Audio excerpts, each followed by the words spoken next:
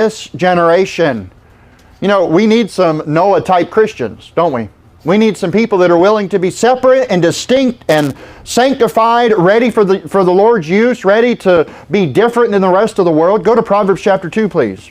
I do believe that God has a plan for you. I believe God's plan for you is specifically tailored to you. It is individually unique for you. But it's our job to figure out what that is. We need to walk with God. We need to talk with Him to find our purpose.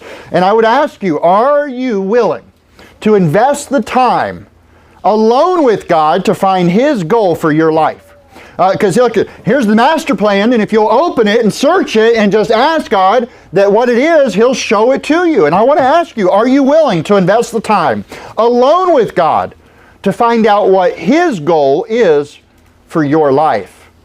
Are you willing to change your lifestyle? If God's plan contradicts with your current plan, with your current direction in life, are you willing to change your lifestyle so that you can get on God's plan? If you are, if you're willing to do those things, then God will show it to you. He'll reveal it to you. He'll bless you in your efforts to serve Him and to walk with Him. Noah had that sort of mentality. He found grace.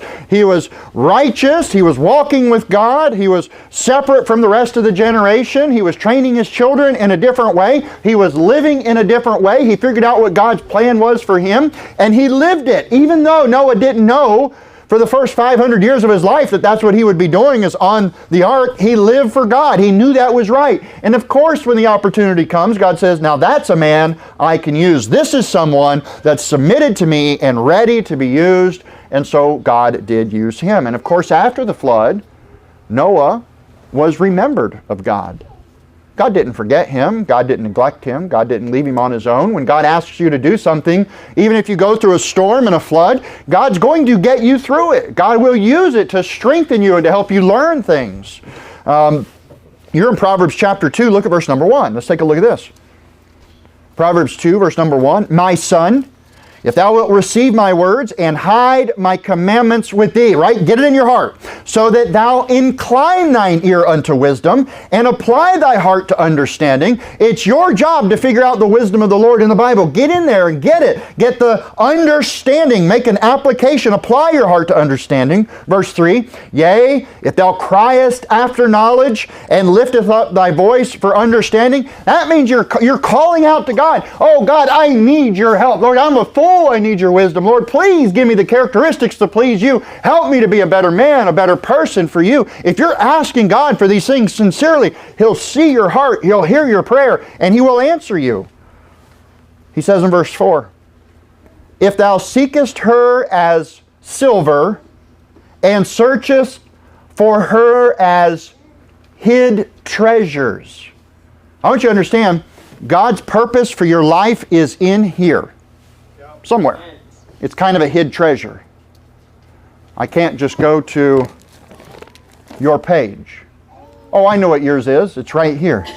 Acts chapter 10. It'll tell us exactly what God's will is for your life. I don't think so. I'm sorry, it's not that easy. It's like searching for a hid treasure. Now, if I told you that there was a verse in here that would change your life when you found it at the right moment, the right time, you're submitted and searching and praying and crying and you're applying your heart, and one day you're just reading and it's like the light bulb goes off and you figure out what life is all about. It's in here, but it's like a hid treasure. You've got to look for it. If I told you, I said, you know, I dropped a silver dollar out there in the parking lot somewhere, it rolled down, and it's in the middle of the swamp. I wonder how many of the youngins would go after it. Oh, $1, you say? Like one of the real silver dollars? What if I said, I put a $100 bill in one of the songbooks in here? Would we all just say, yep? And we'll go home after the service. No, I imagine these youngins will be searched. They'll be, Brother Luke's looking right now. Look at him. Maybe there is one in there. Well, now think about that. God's will for your life is clearly been laid out for you, but it's unique. And it's your page is different than my page. Your verse, your motivation is different than mine, but it's like hid treasure. And if you don't lift your finger to open it up and figure it out, if you're too lazy to search after it as if it's hid treasure, then you may not find it. It's hidden. It's in here. it's for you. It's specific. It's individual. It's tailored to you.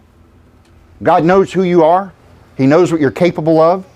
And I believe He has a perfect will for your life. And the problem is, many of us, we're just okay with sort of being in His will. We're not seeking after His perfect will. We're not making that our number one desire. Verse 5, then shalt thou understand the fear of the Lord, and find the knowledge of God.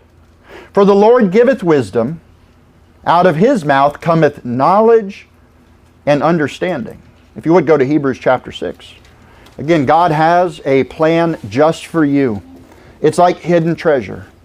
Jesus said in Matthew 13, He said, again, the kingdom of heaven is like unto treasure hid in a field, the which when a man hath found, he hideth, and for joy thereof goeth and selleth all that he hath, and buyeth that field. Now listen, Noah walked with God, therefore God remembered Noah. Noah had a plan in his life before he knew the flood was coming, and that was to walk with God and to please God and to be different than the perverse generation. He didn't want to be wicked. He didn't want to be violent. Listen, we know he was a sinner just like us. He needed a Savior just like us. He's a fallen and broken man just like us, but he purposed in his heart, I'm going to serve God with my life, all of my life, and one day God needed a man just like that. And Noah didn't have to rush and try to get ready. He had been preparing for 500 years to be a man that God could use. Think about that.